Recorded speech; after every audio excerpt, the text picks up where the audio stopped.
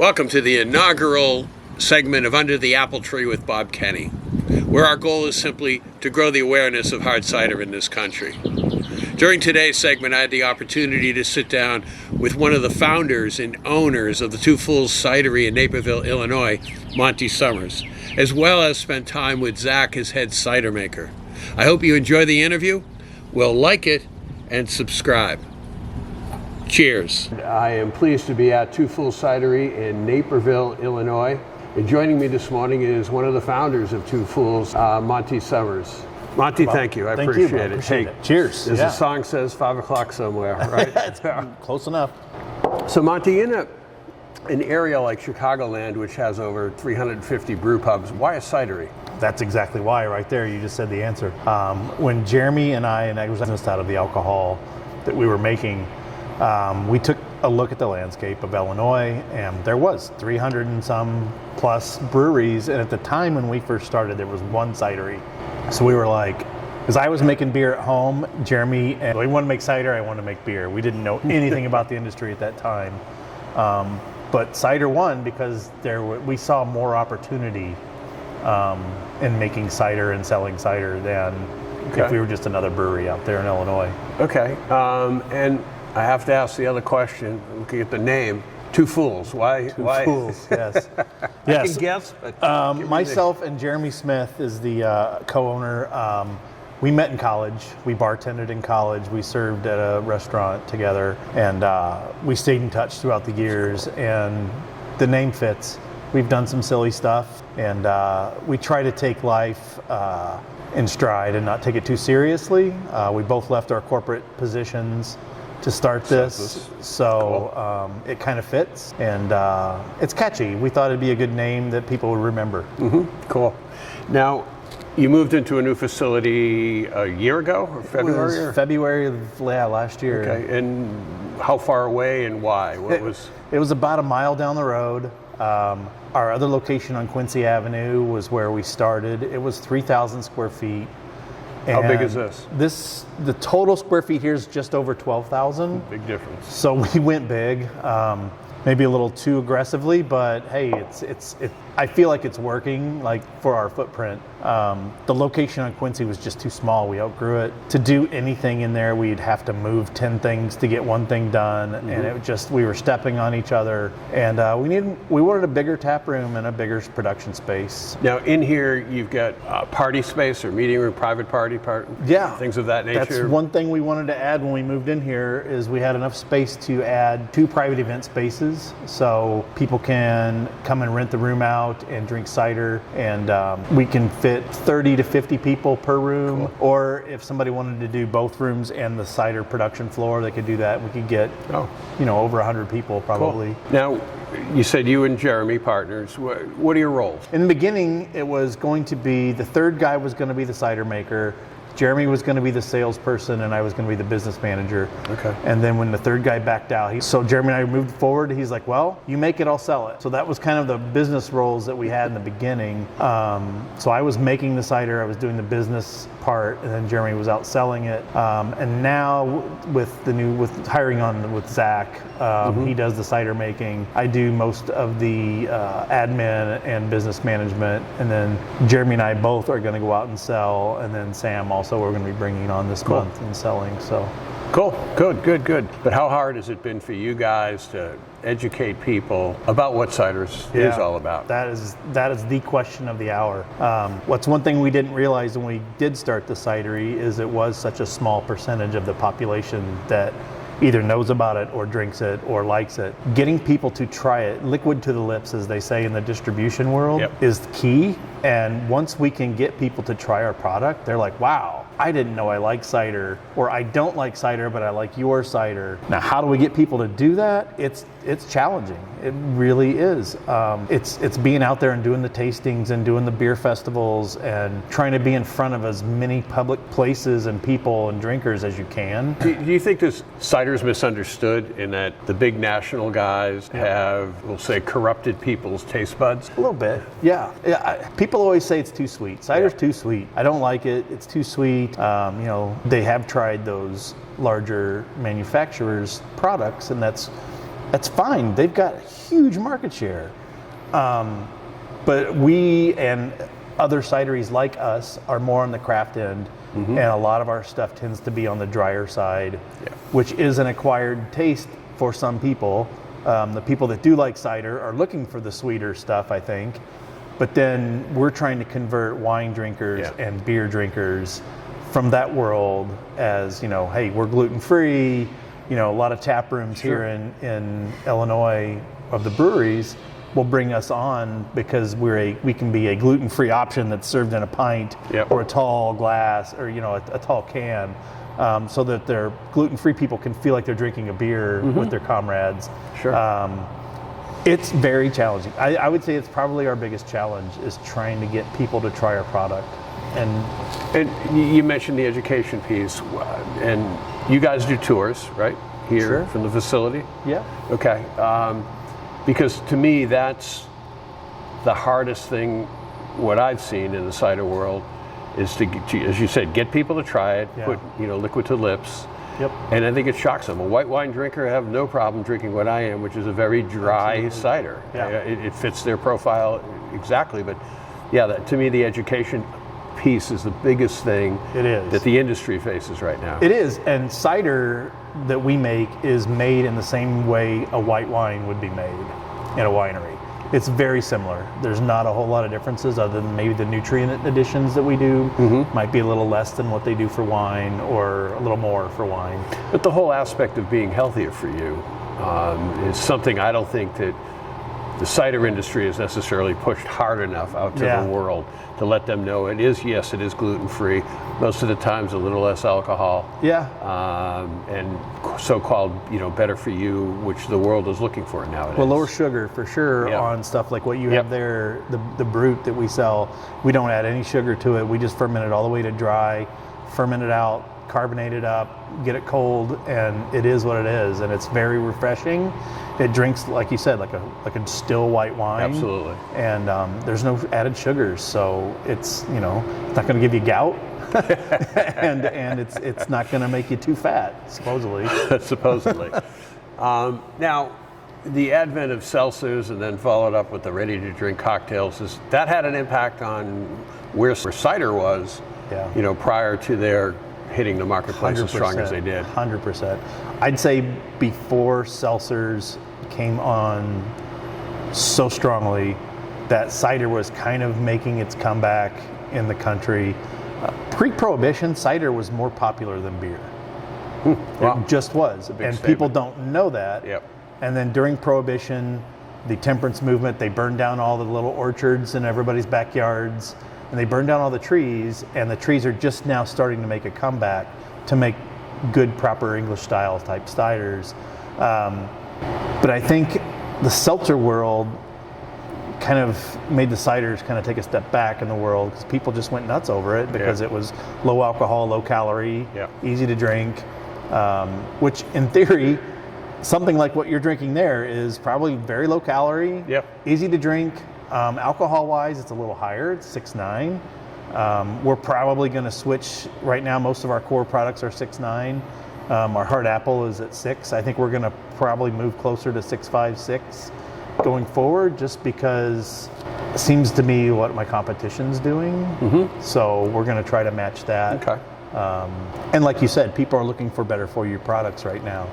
I see a lot of other cideries making soda drinks and CBD drinks and probiotic drinks and stuff like that. So they're looking for alternative beverages to supplement the cider mishaps that took a step back. And I think we have a great opportunity to move forward and kind of regain that, because I see the seltzers are going more sweet, more calories, they're getting sweeter. So they're going back to their roots. You think about a Mike's Hard Lemonade.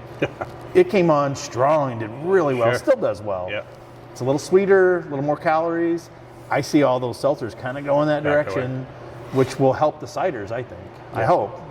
And I guess the shocking number to me when I started to dig about where the cider world was, I said 800 in my video. I heard the other day there's over 1,000 cideries now in the country. So, people are finding them gradually. More and more and more popping up across the country, which is great. Now, we're in Naperville, not known to be an apple, area in the country. Not at all.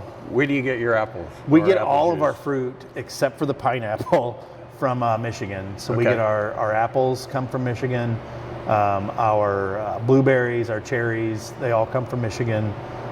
It's like the third largest apple growing region in the country. Michigan's got a lot of great apples. Cool. Now, do you use one farmer, or you get a bunch of guys? Or We got a bunch of different places that we get it from. We bunch tried of different style apples as well? Yeah, we tried. We had a farmer when we first opened up, and he made the perfect blend for me. You know, it was X% bitter sweets, X% bitter sharps, and X% of sweets, and it was the most amazing juice I'd ever tried, pre-fermentation even. And then once it fermented out, it was fantastic cider. But then I went to make my second batch, and he's like, I'm out of apples. Oh. So then we had to go back to the drawing board and find more resources. Okay. So it is a challenge to find certain varieties in the United States, in the Michigan area especially. There's a lot out in the West Coast. East Coast is coming up. I think more and more cider-focused farmers are grafting more cider fruit. But it's hard for them to sell that. I get it. They can't make as much off of those products as they can their Honey Crisps and Galas and stuff like that. So I understand, but if I had my own orchard, that'd be great. I'd be growing my own stuff and have the perfect blend. Yeah, but, always. I gotta get what I can. Now, obviously, apples don't grow 12 months of the year. Where do you get your juice in the wintertime? We've got some relationships with some places that have Still from stored Michigan? fruit. Yeah, from Michigan. So then we can tap into those reserves.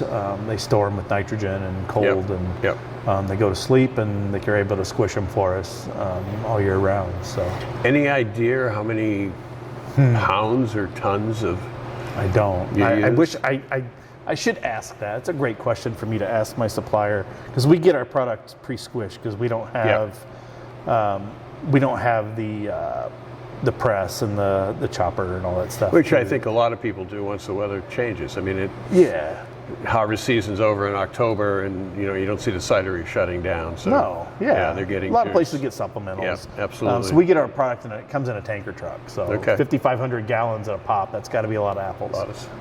So when you moved from the original place to here, what's your capacity as a provider? How much can you make? So when we moved over here, I had the capacity to ferment one tanker truck worth. So it was only 5,500, 6,000 gallons. Okay. So then we added 2 more tanks. So now we can do 11,000. But we've set ourselves up to grow beyond that, to where on the other side of our trench drain, I can just add a bunch of more big tanks and double and do tanker truck. So we have the ability to grow pretty decent size. For us, what our goal is to be a regional player in the Midwest and try to grow within kind of our backyard first, and then kind of expand out. We did start selling in Michigan just before COVID hit, so that was a big challenge for us. So our launch in Michigan didn't go very well, so we're kind of now doing a relaunch in Michigan. Cool. And our supplier our distributor there is very good in that, and they're sticking with us, which is great. So right now it's basically all of Illinois, or just the northern part of Illinois and Michigan? Northern and central Illinois and Michigan. If I went out now around here in the Naperville area, we'd find you Jewel, Binny's. We should be in Jewel stores? for sure, Binny's, Fresh Time. I used to live in Oak Park. I got us into the Pete's Fresh Market there. Oh yeah. So Meijer, we were on the set list, and now we have to revisit that this year. So hopefully we'll be in Meijer's, and hopefully Meijer and Kroger in Michigan in the future. Cool. What's the Total Wine is a big one in Michigan. Yeah, it's growing. Sure. We're in a couple Total Wines downstate near St. Louis already, so we're in the system. Yeah. We're in Kroger's system through Mariano's. Sure. So that's good. Yeah. We're doing pretty well. We signed on in the middle of our first year, we signed on with the Miller Coors distribution network here in Chicago, and they've kind of taking us baby steps along and showed us how to work those big chain stores, and they've been good for us. Good. Now, what's to people watching this? What's the shelf life on your ciders? It's longer than what the can says. Okay. So a typical beer shelf life, especially the hoppy ones, are 3 to 6 months, because the hops kind of diminish over time. Tastes like paper. It does. It tastes. It's just not as pleasant. Cider, on the other hand, we don't boil anything. So even my hop cider, I'm not boiling it. So it's an aroma hop, and we do see a little bit of shortness in life in our hopped products, but nothing like beer. So on my can, I put 365 days. It could go as far as 2 years plus. Yeah. I've put stuff in a crowler from our grand opening. 2 years later, 3 years later, we open it up and try it and see how it is, and it's been perfectly fine. Yeah, as long as there's no air or light getting in there, it can sit. I mean, what's the future? What do you guys? 5 years from now, we're sitting here again. Yeah. What do I look like at Two Fools? Well, I'm hoping we'll be a lot bigger of an organization. Okay. You mean salespeople? Salespeople, region. Okay. I'd like to expand more so in Illinois. We haven't really hit Chicago, downtown Chicago area very well. That's going to be a big focus for us this year and the following years. And then we're really making a push for distribution sales in bars and restaurants and selling more tap handles, which will allow us to grow, make more cider, hire more people. Hopefully the more people that find us outside of the tap room will come to the tap room, so the tap room will get busier. You know, I've got sites. Jeremy's from Indiana. I'd love to be in at least Indianapolis area, maybe northern Indiana. I've got connections to Ohio, so I'm hoping to go into Ohio. I know that's a big cider region there. We're already in Michigan, which was kind of scary because there's so many cideries in Michigan and good cideries in Michigan. So like when we went in there, we're like, how do we compete with these guys? And the distributor was like, people in Michigan like stuff that's new, and you guys will be new, and you guys are doing some things that they aren't doing here. Yep. So we're like, all right, let's go for it, you know, and maybe Wisconsin, you know, I'd like to be in Milwaukee. And so stay regional. That's kind of in 5 years. If I'm not in those states, I'll be bummed. Okay. You mentioned the other guys that are in the marketplace. Everybody's friends, right? I assume it's a small very industry. Small community. Yeah, right. We're all very friendly, very helpful to each other. Right. Our theories are, together we're better than we are alone, because we're all trying to get people to more cider drinkers out there. So if the city people can turn people onto cider there, maybe when they come to the suburbs out here, they'll be like, oh, there's a cidery out there. There's a couple out in the suburbs we can try. So it's all beneficial. We came to the alcohol world in general. People are so helpful and friendly. It's a night and day difference. It's kind of refreshing, actually. That's great. People are nice to each other, which is nice. We're sitting in the tap room here. We've done this interview in the tap room. It's beautiful. You've got, I don't know how many lines? 24. 24 draft lines. What else do you do to attract people to come and visit Two Fools? That's a great question, and I really appreciate that, because when we did move over here and have the bigger space, at the other place we had 12 tap lines. The capacity on Quincy was 49 and a half people or something like that. Weird. Over here we have 250 big difference. Capacity. We wanted to make this not just a cider place, but a place where people could come and bring their kids, bring their non-cider drinker friends, bring food, order food in. We don't sell food here, so we have to rely on food trucks. And do you do food trucks on a regular basis? We have booked them this summer every weekend. Awesome. Which we didn't do a great job last year. That's a goal for us, is to get more food trucks in here. We're doing guest beers, so we like to go to some breweries that we're friendly with here in Illinois that are a little farther away from Naperville, that maybe Naperville people couldn't get those beers and try them out. And then we do some non-alcoholic stuff for kids. You know, we have like lemonades and sodas and root beers. We've got a video arcade for kids to entertain themselves while mom and dad has a cider. Absolutely. We've got dart boards for dart leagues. We've got the private event spaces. We've got games. We've got a shuffleboard. So we're trying to make it a place where people can come and spend a few hours at least and have a few ciders and entertain themselves, and not just come and have a cider and be like, okay, I tried that, I'm out of here. So we want to make it more fun. We've got, we've got a cheese flight that we sell some snacky things, but we don't have food. But people can come here and spend more than, have more than one drink. Sure. They can have a beer. We had wine in the beginning. I think we're going to do, for the summer, we're going to have a red and a white sangria constantly. So we'll have stuff for wine drinkers, we'll have stuff for cider drinkers, we'll have stuff for beer drinkers, we'll have stuff for non-drinkers.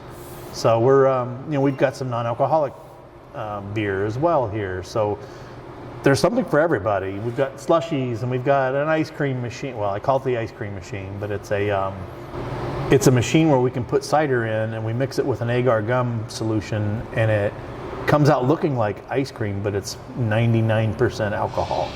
Awesome. Which is cool. I've never heard of that. But you also have an outdoor area, right? We've got a small outdoor area currently. We're hoping to make that a little bit bigger this year. Good. Expanded it to the front a little bit better, make it more pleasant for people. We had a pretty good outdoor situation on Quincy there, so we're trying to kind of get that back. And that way people like to sit outside in the summertime. Absolutely, absolutely. Well, everybody, we're in Naperville at Two Fools. If you haven't been down here to see the facility and start to try some great ciders, please find the time. You guys are open from? On Monday through Thursday, we're open from 3 to 9. On Friday and Saturday, it's noon to 11. And on Sunday, it's noon to 5. Well, Monty, I want to thank you for your time today. The inaugural video blog for Under the Apple Tree. If you haven't, please come down, visit. Cheers. Cheers, man. Appreciate it.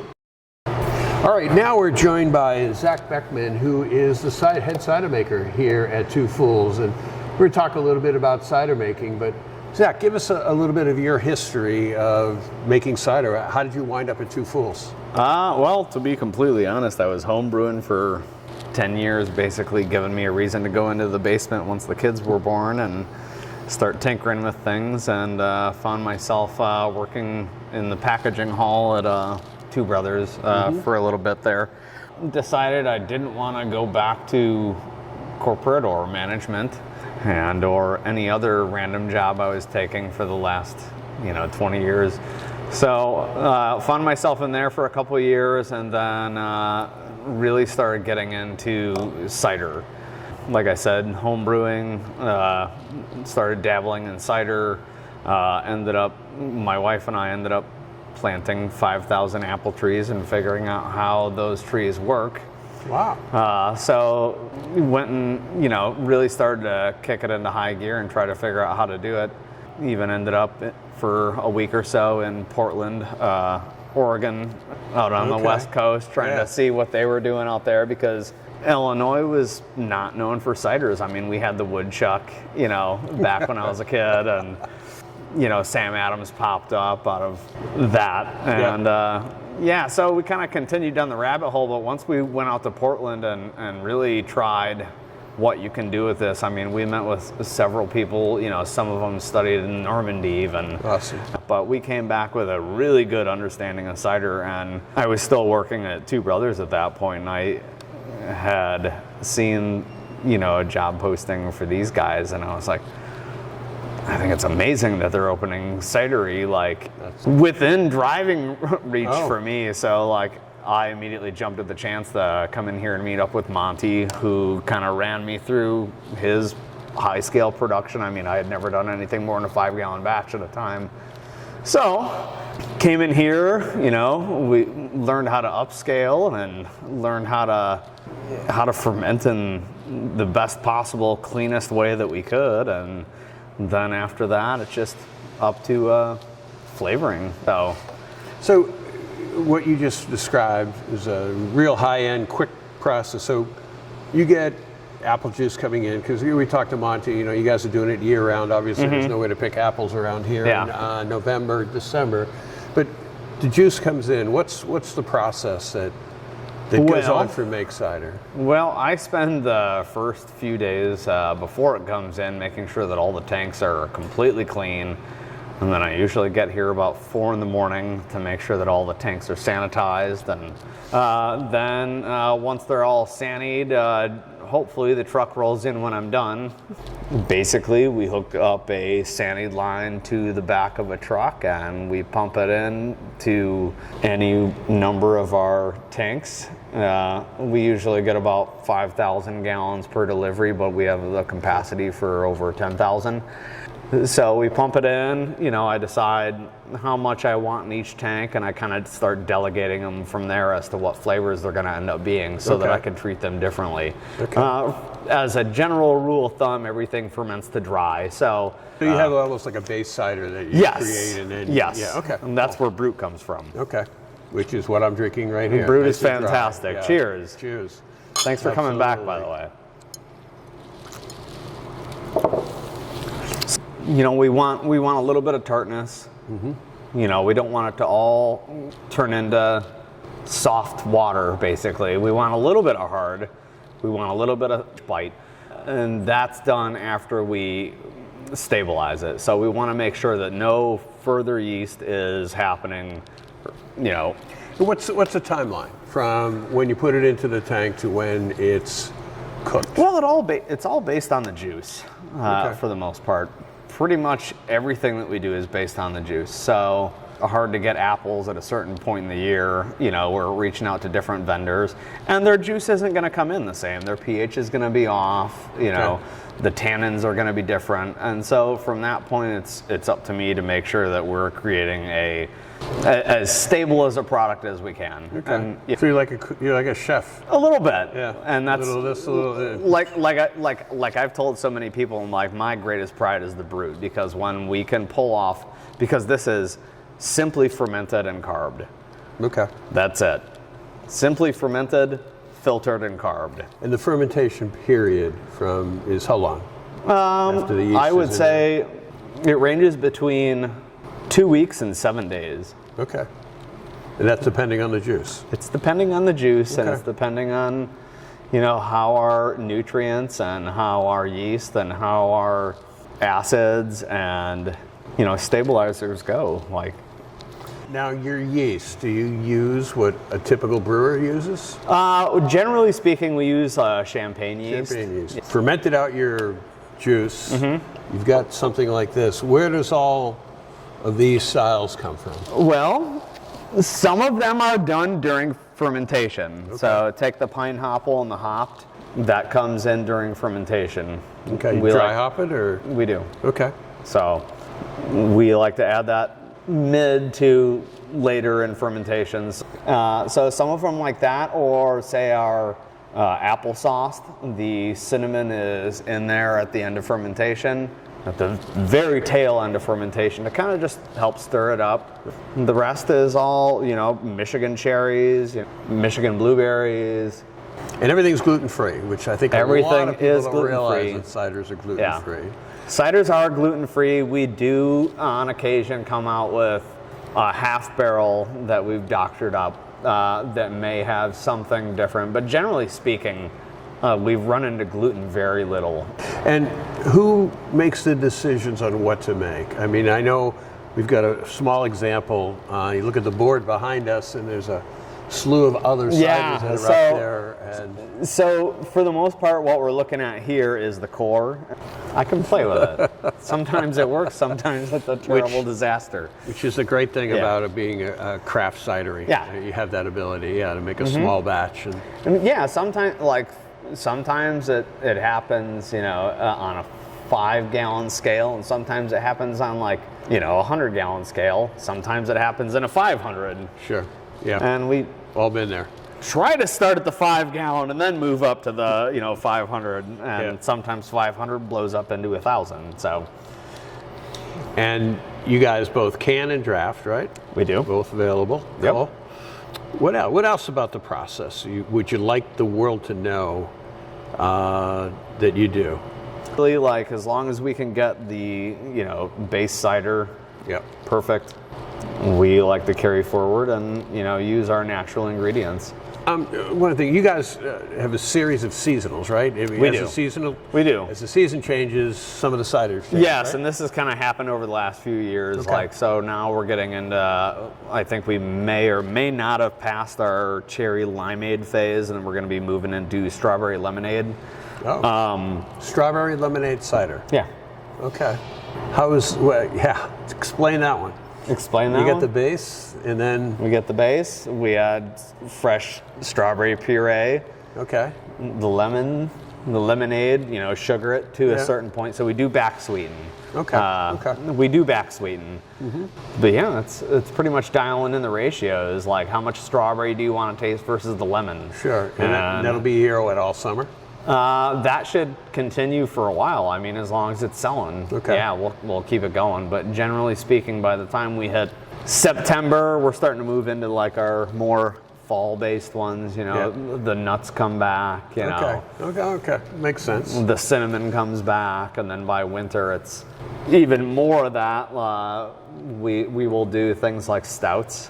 Which, Yeah, I saw that. that's a tricky one. And it's a cider-based stout. It's a cider-based stout. So Okay. basically we have kind of a coffee blend that we add to it.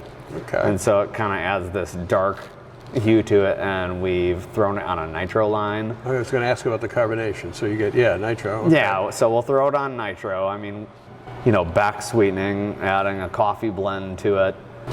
A lot of coffee blend. We want to get that dark hue, and Sure. like honestly, when it is on nitro, it pours like a Guinness.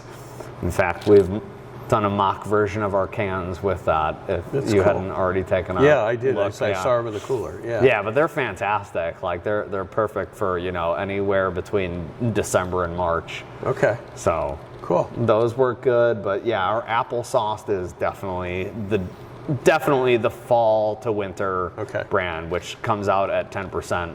That's the one we're fermenting with 10% cinnamon. is applesauce. Okay. Yes. That's big. Yeah, so we're for cider. chapelizing that. And No, it's great. I think the creativity that a cider maker has to be able to play, whether it's things that taste like wine, whether it's a base for cocktails, which I've seen a whole lot of places.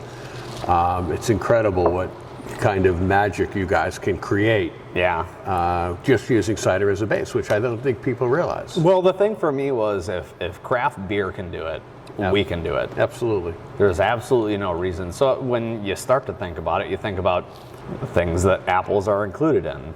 Well, I used to drink a little bit of mimosas with dry Yeah. and OJ. Yeah. It's delicious. That's Absolutely fantastic. delicious. Yeah. Well, Zach, I appreciate your time and your creativity. Thank you. Thoroughly enjoy the ciders that you're making here, and I wish you guys the absolute best. And once again, you guys have been on the inaugural event here today, and thanks for your time, your insights, and cheers. Cheers. Well, I hope you enjoyed that interview. Don't forget to like the channel and subscribe, and I'll see you under the next apple tree when we visit another one of our great American cideries.